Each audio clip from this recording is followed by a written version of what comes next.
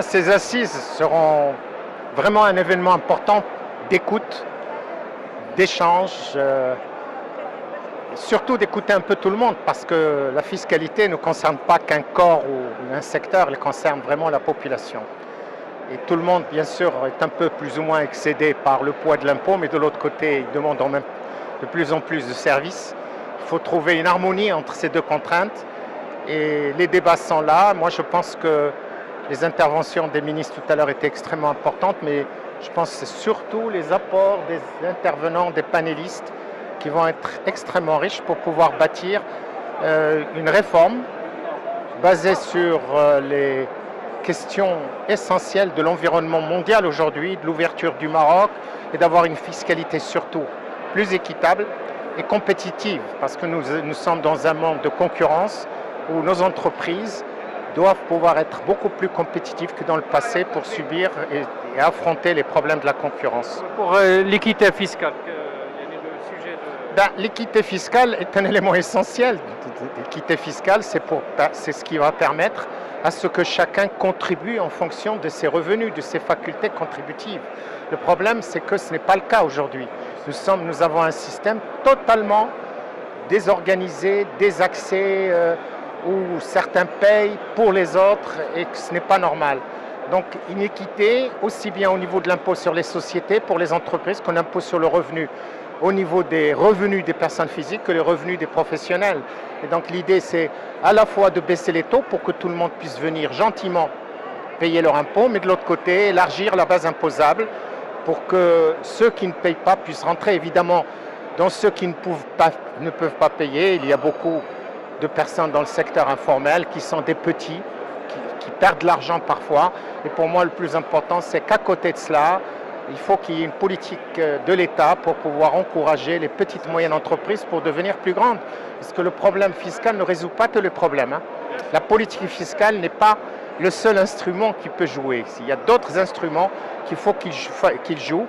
Et c'est pour cela qu'on attend qu'il y ait un modèle de développement beaucoup plus global qui prend en considération l'ensemble des facteurs qui jouent pour le développement de notre pays.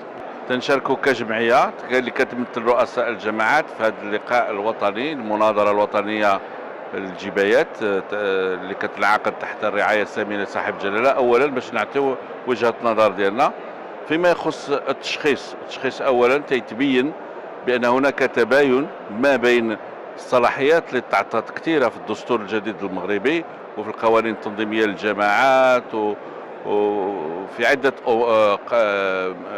قطاعات، لكن بالمقابل تلقاو بأن كل الجماعات الترابية بالجماعات المحلية والجهات ومجالس القبط كتصرف تقريبا واحد 9% من الميزانية العامة للدولة، مازال 91% من الموارد المالية تتسير من المركز.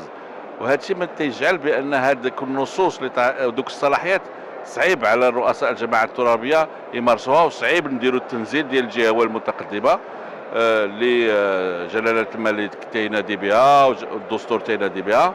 وبالتالي هنا اليوم في هذه المناظرة غادي نطرحوا هذا التصحيح ديال هذا الوضع، أولا باش نرفعوا من النسبة ديال الموارد المالية اللي غتعطى للجماعات الترابية على الأقل في حدود 20%، ما تبقاش في 9%. وثانيا غادي نطالبوا باش يكونوا موارد مالية قارة ماشي كتعطى كدعم من طرف الحكومة، يعني كتستخلصوا من الجماعة مباشرة واحد النسبة مثلا ديال الضريبة اللي كتاخذها الحكومة، واحد النسبة تتمشي مباشرة للجماعات.